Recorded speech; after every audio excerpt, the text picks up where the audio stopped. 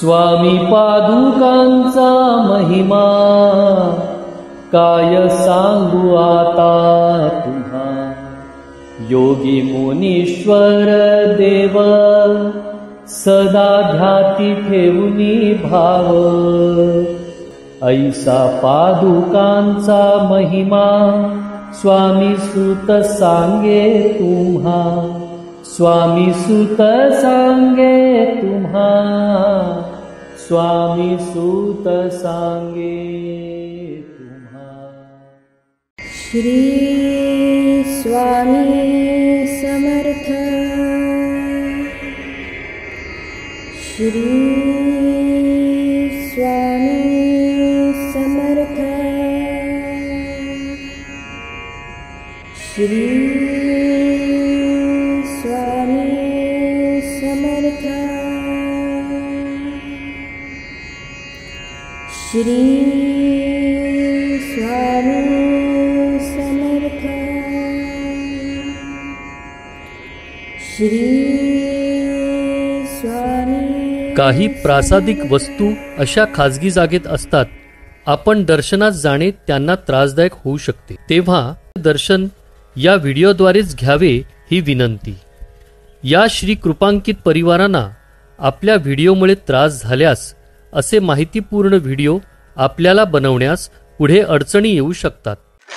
श्री स्वामी समर्थ महाराज मंगळवेढ्याला असताना हे श्री स्वामी समर्थ महाराजांचे निस्सीम भक्त होते।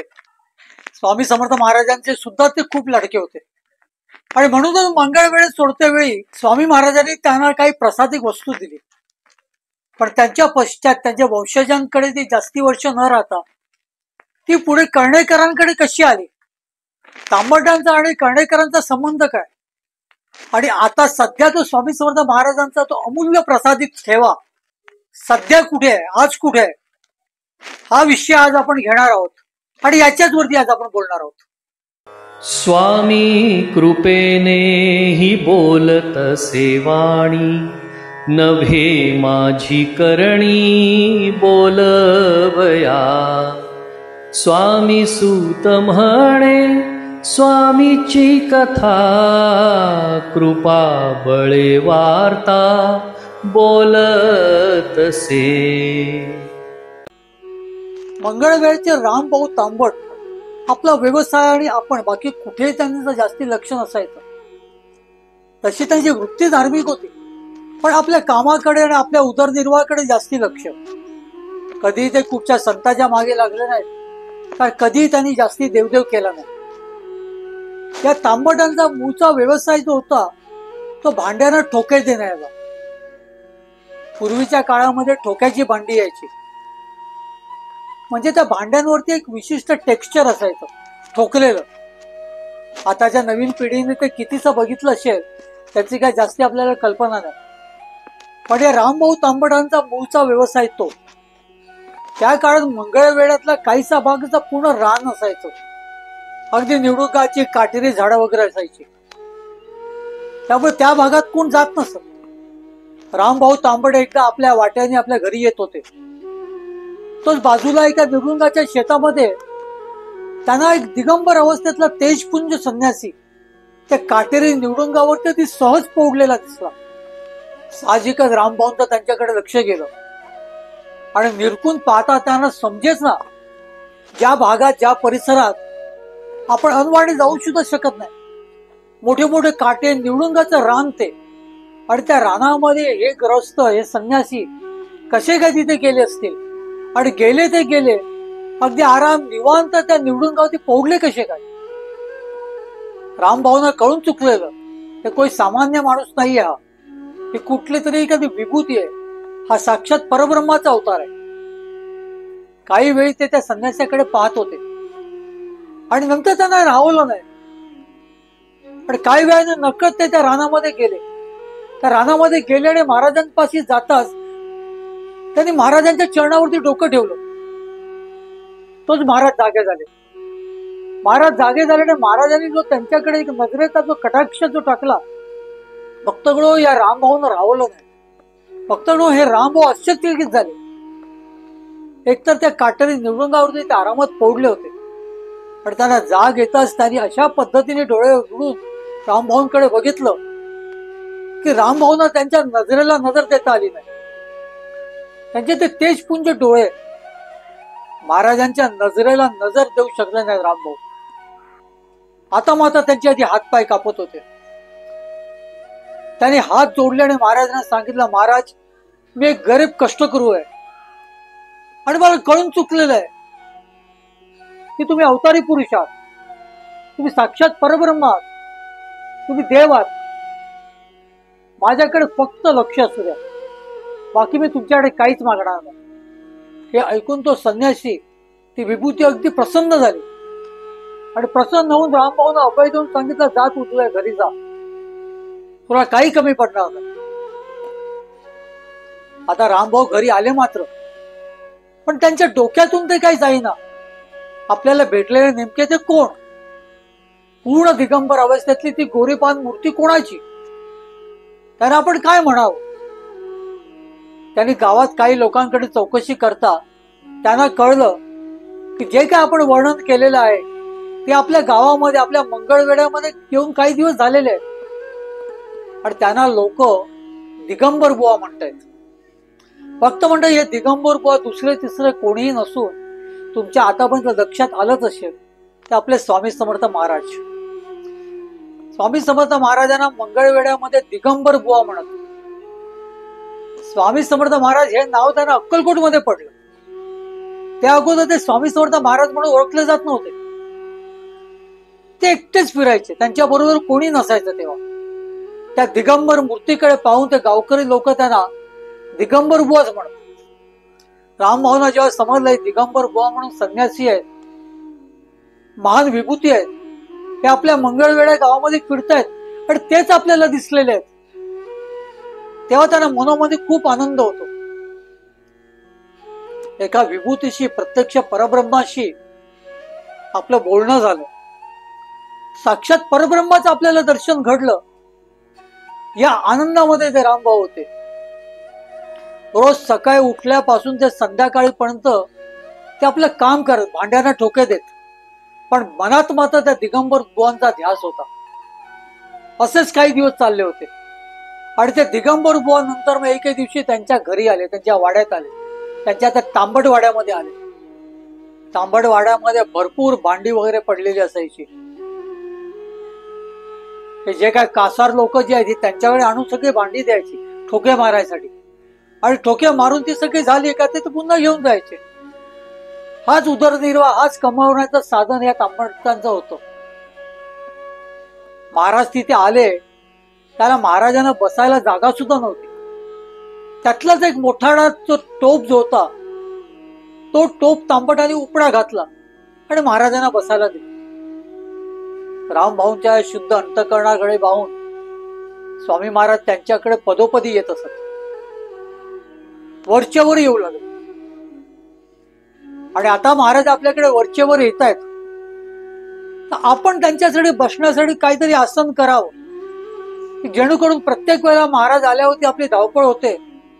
मग एखादा मोठा टोप आपण असा पालथा घालतो, त्यावर महाराज बसतात, हे कितपत योग्य आहे?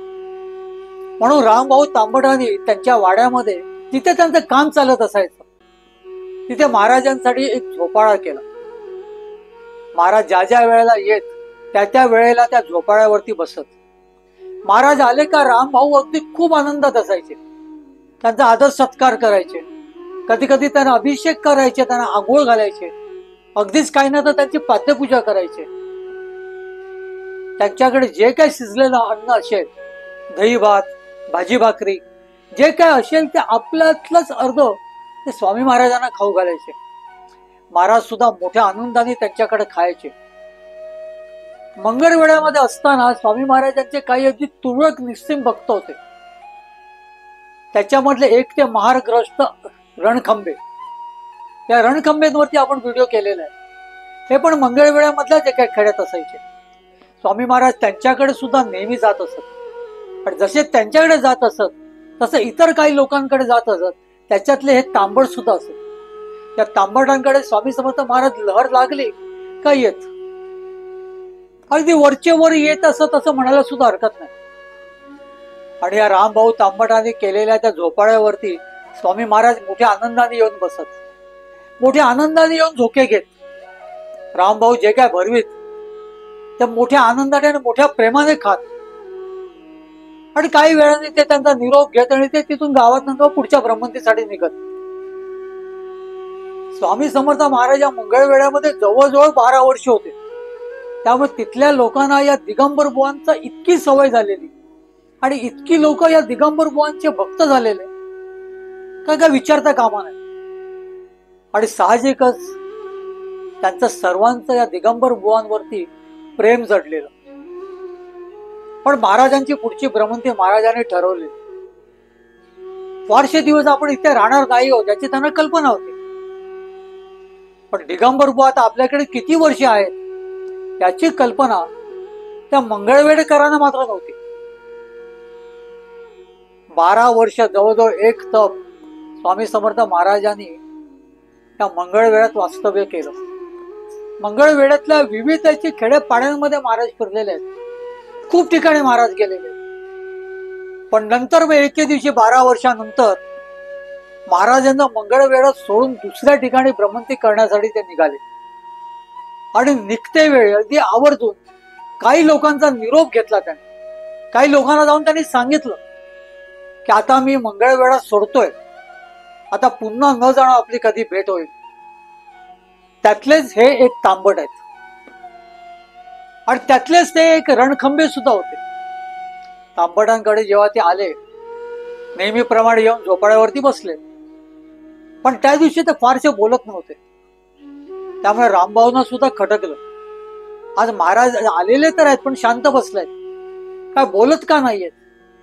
थोड्या वेळाने सगळी कामं बाजूला सरली आणि रामभाऊने आपले हातपाय धुवून महाराजांपाशी आले. महाराजांना विचारलं, महाराज काय करताय, आज तुम्ही बोलत का नाहीयेत, आज तुमची प्रसन्न मुद्रा नाहीये नेहमीप्रमाणे, कसला विचार करताय तुम्ही. ते अगदी जड अंत करणारे स्वामी महाराज त्यांना म्हणाले, अरे रामभाऊ, मी हे मंगळवेढ सोडून चाललोय बरं का. आता पुन्हा आपली कधी भेट होईल काहीच मला सांगता येत नाही. हे ऐकून रामभाऊ तांबटांच्या पायाखालची जमीनच सरकली. कारण सगळी काय भिस्त परब्रह्म श्री दिगंबर बुवांवरती होती. आता दिगंबर बुवा जर मंगळवेढा सोडतायत, आपल्याला ते भेटणार नाहीयेत, आपल्याला त्यांचा आतासारखं नेहमी पदोपदी वारंवार दर्शन घडणार नाहीये, मग आपली अवस्था काय होईल. काही वेळ तर या रामभाऊने त्यांना समजवण्यापाठी घातलं. त्यांना म्हणाले, कशाला सोडतायत महाराज तुम्ही, आमच्याकडून काय चूक झालाय का, आमच्याकडून काही कमी पडलंय का, या गावामध्ये तुम्हाला कोणी काय बोललं का. तुमच्या दर्शनाने मंगळवेढे गाव कसं अगदी प्रसन्न झालेलं आहे. आज किती वर्ष तुम्ही इथे राहिले, तुमची आम्हाला सवय झालेली आहे आता, आणि आता कशाला सोडतायत मंगळवेढे. महाराज हसले आणि म्हणाले, अरे फक्त मंगळवेढा पुरता थोडी मी आहे, मी या ब्रह्मांडातल्या चराचरामध्ये आहे. त्यामुळे आता जर मानवी देह धारण केलेलाच आहे तर सर्व ठिकाणी भ्रमंती करणं मला भाग आहे. त्यामुळे जास्ती दिवस मी ते राहू शकत नाही. पण तुम्हा सर्वांची काळजी मला आहे, तुम्हा सर्वांकडे आमचं लक्ष असणार आहे. रामभाऊ तांबट काय ऐकणार का. रामभाऊ तांबट आणि स्वामी समर्थ महाराजांचे पाय घट्ट उराशी पकडले आणि उराशी कवटाळत ते म्हणाले, महाराज असं करू नका, तुम्ही इथे राहा, कायम राहा. त्यावेळेला महाराजांनी त्यांच्या डोक्यावर हात फिरून त्यांना उठवलं आणि म्हणाले, तुझी ती इच्छा आहे ना, मग माझं स्मरण करत राहा, मी तुझ्या बरोबरच राहीन. आता मात्र रामभाऊंना काहीच त्याची बोलता आलं नाही. रामभाऊने अगदी आवंडा गिळत या दिगंबर बुवांना सांगितलं, महाराज तुम्ही इतके वर्ष इथे आहात, तुमच्या सहवासात तुमच्या छत्रछायेखाली आम्ही राहिलेलो आहोत, पण आता अचानक तुम्ही हे गाव सोडून जाण्याचं म्हणताय, मग काहीतरी तुमच्याकडून मला प्रसादिक वस्तू द्या की जी मी उराशी कवटाळीन आणि मला वाटेल की माझे महाराज, माझे दिगंबर बुवा माझ्या बरोबर आहेत कायम. महाराज म्हणाले, बघ मी तर पूर्ण दिगंबर आहे, माझ्याकडे अंगावरती कपडा सुद्धा नाहीये, मी तुला काय देणार, काय असं देण्यासारखं आहे माझ्याकडे सांगतो. हे ऐकून रामभाऊंना खूप वाईट वाटलं. त्याची रडकुंडीला आले. तोच महाराजांचं लक्ष एका तिथे पडलेल्या दगडावर गेलं. भांड्याच्या आतमध्ये तो दगड धरून वरतून हातोडीने त्याला ते ठोके देत असत. तो दगड आणि हातोडी हीच काही ती त्यांच्या कामाची अवजारं होती. महाराज उठले आणि म्हणाले, तो दगड घेऊन ये बघू. महाराजांची आज्ञा म्हटल्यावर ते रामभाऊ लगेच गेले आणि तो दगड घेऊन आले. तो दगड हातात घेऊन स्वामी महाराजांनी आपल्या सर्वांगाला लावला.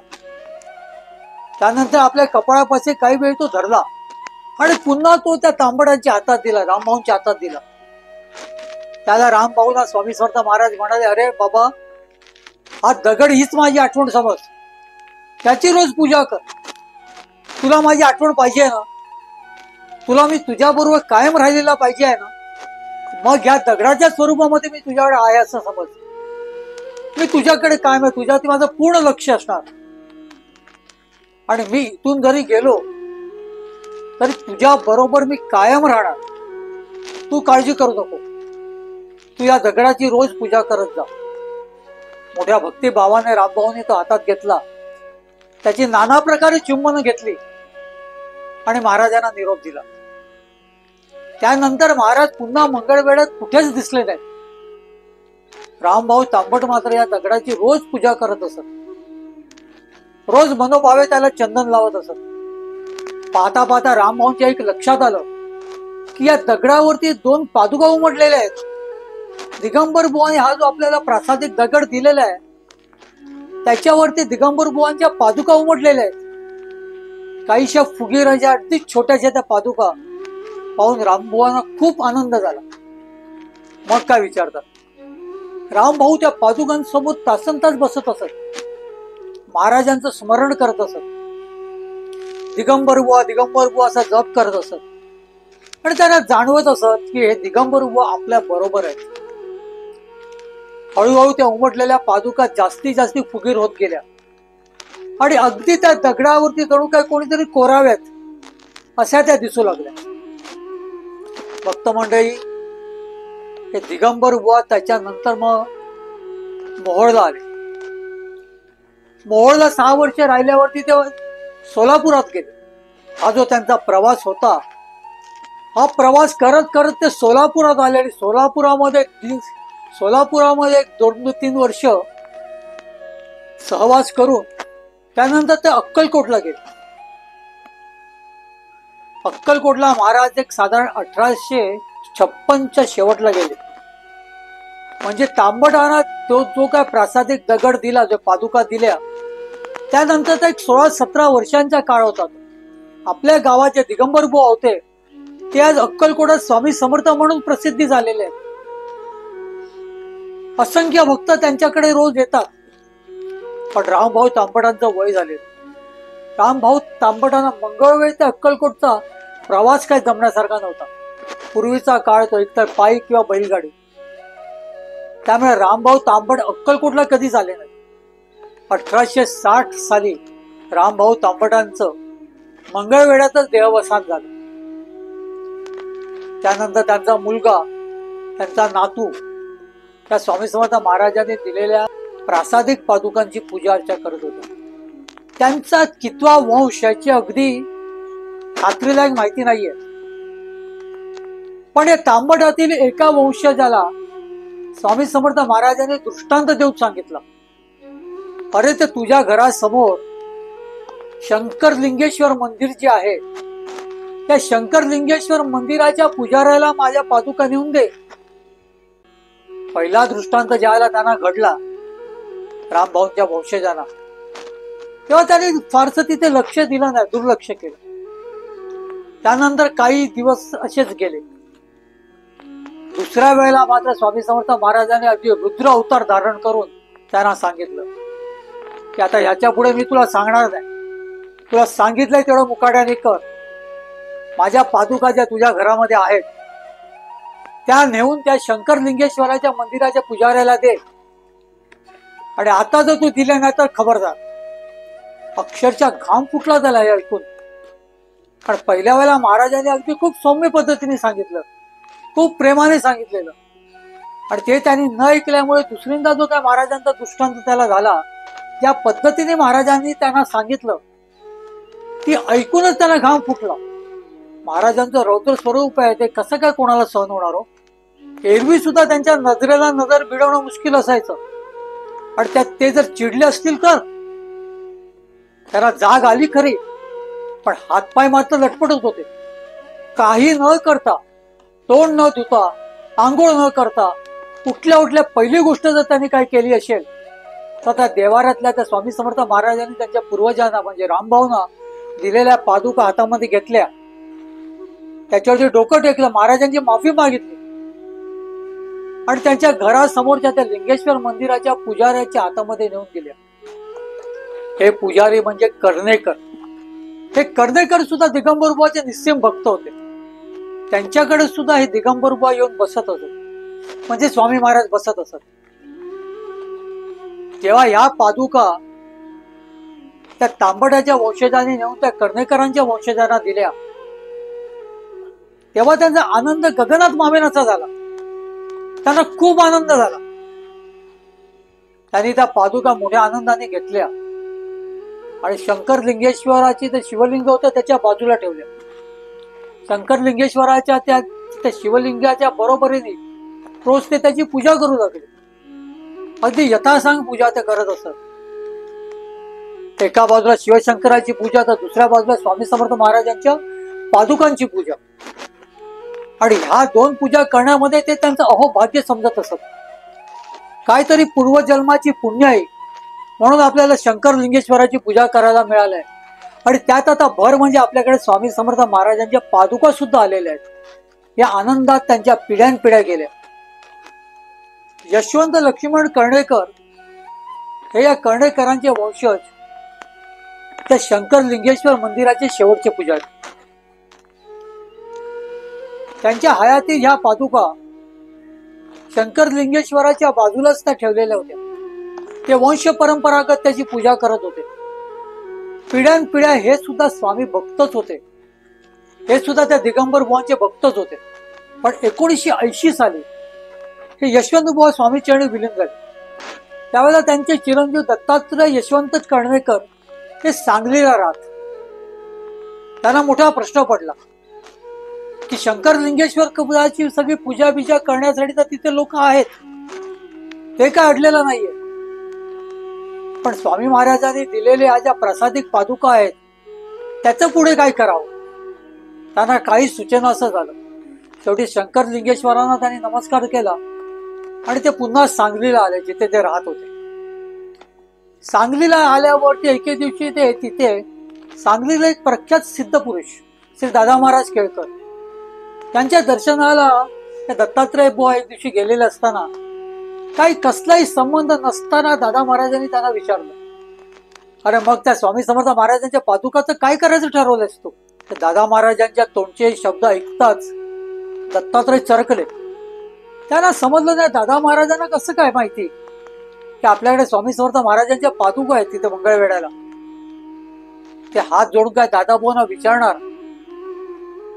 तोच दादा महाराज म्हणाले, अरे जा तिथे जा, ते घेऊन दे तुझ्याकडे, तुझ्या पूर्वजांना मिळालेल्या आहेत त्या तुझ्या तू घरी आण, तुझ्या देवघरात ठेव, त्याची पूजा कर. तसं लागलीच ते काही दिवसातच ते तिथे पुन्हा मंगळवेढ्याला गेले. मंगळवेढ्याला गेले आणि स्वामी समर्थ महाराजांच्या त्या पादुका ज्या होत्या त्या पादुका घेतल्या आणि ते सांगलीला आले आणि त्यांनी त्या त्यांच्या घरामध्ये त्या ठेवल्या. स्वामी समर्थ महाराज सुद्धा मोठ्या प्रेमाने या कर्णेकरांची सेवा घेत असत.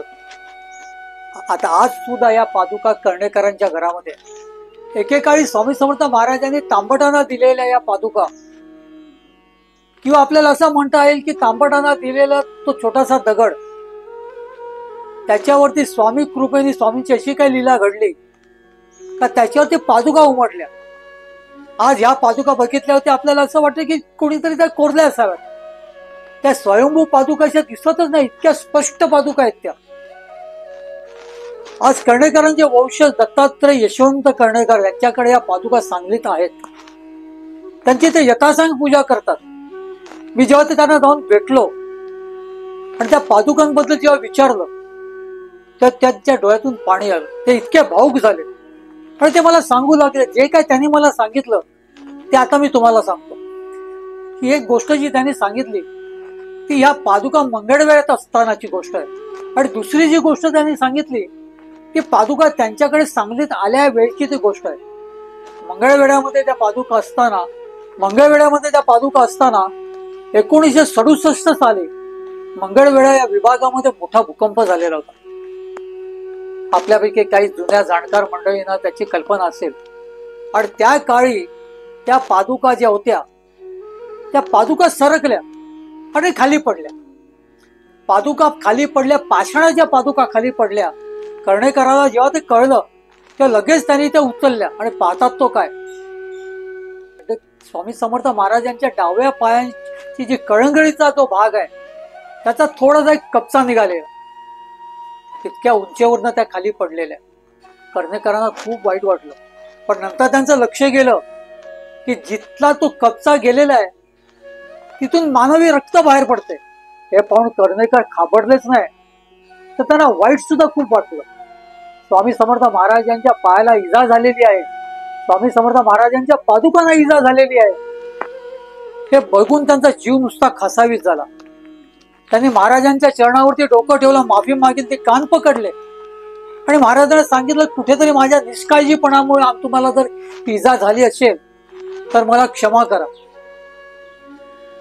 पण आता पुढे करायचं काय, तर थोडीशी हळद घेऊन त्यांनी त्या पादुकांवरती लावली. तोच तिथून रक्त यायचं बंद झालं. हा त्या पादुकांचा भाग आज सुद्धा लालसर आहे, सुजल्यासारखा थोडासा आहे. आज पण तुम्हाला तो पादुकांचा भाग तसाच दिसेल. कर्णेकरांनी महाराजांची क्षमा मागितली, त्याच्यावरती हळदीची पट्टी लावली, तेव्हा कुठे ते रक्त येणं बंद झालं. हे सांगत असताना दत्तात्रय कर्णेकर खूप भावुक झालेले. दुसरी जी गोष्ट त्यांनी सांगितली ती त्या पादुका त्यांच्या घरी आल्यानंतरची सांगलीतली. नेहमीप्रमाणे एके दिवशी दत्तात्रय आपल्या कामाला निघण्यासाठी, घरात कोणीच नव्हतं म्हणून दरवाजाला टाळं लावणं देत आणि ते घराच्या बाहेर पडले. ते कामावर गेलेले असताना त्यांच्याकडे समाचार आला, मग तुमच्या बिल्डिंगला पूर्णतः आग लागलेली आहे. हे ऐकताच कर्णेकरांच्या पहिली गोष्ट जी लक्षात आली ती महाराजांच्या पादुकांना इजा नको व्हायला, बाकी माझं जाऊ द्या, माझं काही होऊ द्या, माझं जे काय नुकसान होईल ते माझं महाराज मला भरून देतील, निदान मला उपाशी तरी मारणार नाही. पण महाराजांच्या पादुका आतमध्ये आहे माझ्या घरामध्ये, त्याचं काय. अगदी लगबगीने जेव्हा ते आले इथे तेव्हा फायर ब्रिगेडची मंडळी त्यांना जवळ येऊ देत नव्हती. ते म्हणाले, अहो महाराजांच्या मला फक्त पादुका घेऊ द्या किंवा ते पादुका बाहेर काढून कोणीतरी माझ्याकडे द्या, बाकी मला माझ्या घरातलं काही नको आहे. त्यांचं कोणी ऐकलं नाही. काही वेळेला ती आग जेव्हा नियंत्रणात आली तेव्हा तेथील रहिवासी जे प्रत्येक आपापल्या घरी गेले तसे कर्णेकरांना सुद्धा सोडण्यात आले. कर्णेकर पाहतात तो काय, घरातल्या सगळ्या संसाराच्या गोष्टी भस्मगात झालेल्या, काही म्हणून उरलेलं नव्हतं. त्यांचा ध्यास होता तो स्वामी समर्थ महाराजांच्या पादुकांचा. ते लगबगीने पादुका बघण्यास गेले तेव्हा एक गोष्ट त्यांच्या निदर्शनास आली की स्वामी समर्थ महाराजांच्या पादुकांवर घालायची वस्त्र जी आजूबाजूला ठेवली होती किंवा ते अखंड देवघर, त्या देवघरापर्यंत ती आग पोचलेलीच नव्हती. देवघर अगदी जसंच्या तसं होतं. महाराजांच्या पादुका सुद्धा अगदी जसाच्या तशा होत्या. महाराजांच्या पादुकांना काहीही झालेलं नव्हतं. आणि ह्या दोन घटना जेव्हा ते सांगत असताना ते एवढे भावुक झाले होते की त्यांना काही शब्दच फुटत नव्हते. त्यांनी बोलता बोलता फक्त महाराजांना नमस्कार केला आणि मला सांगितलं, आमची सगळ्यात मोठी जी पुण्याची जी काही जमाबाजू असेल ती या पादुका आहेत बरं पेळगावकर. माझ्या उद्याची काळजी माझ्या महाराजांना याची मला खात्री आहे. मला कधीच काय महाराज कमी पडू देणार नाही याची सुद्धा मला खात्री आहे. हे सगळं ते बोलत असताना खरं तर मला सुद्धा गळीवरून आलेलं. महाराजांची कृपा ही काय असते की आपण किती वेळा जरी अनुभवली असेल तरी एखादा दुसरा ग्रस्त जेव्हा आपल्याला सांगतो तेव्हा आपला जीव नुसता ती भरून येतो.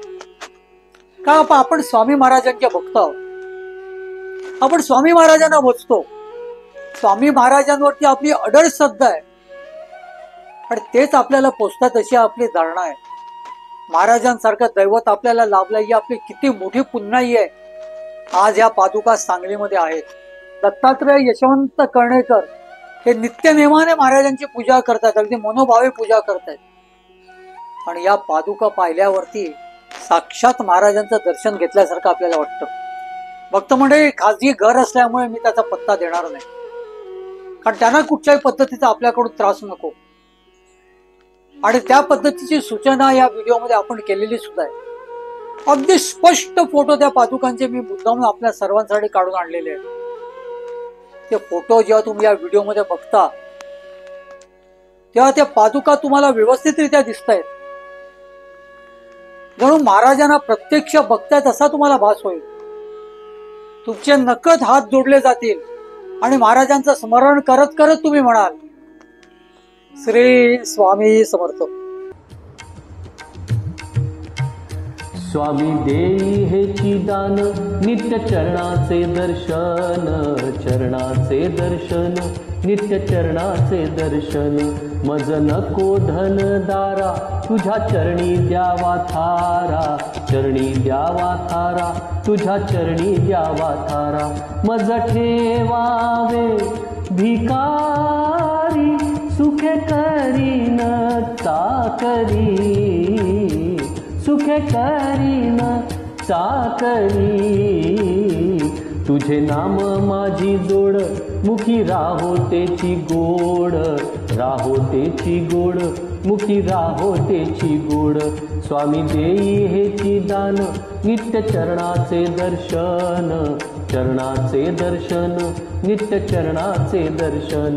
तुझ्या चरणी माझा माथा, ऐसे करी दीनानाथा, ऐसे करी दीनानाथा.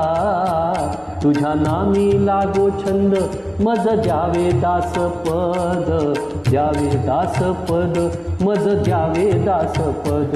स्वामी देई हेची दान, नित्य चरणाचे दर्शन, चरणांचे दर्शन, नित्य चरणांचे दर्शन.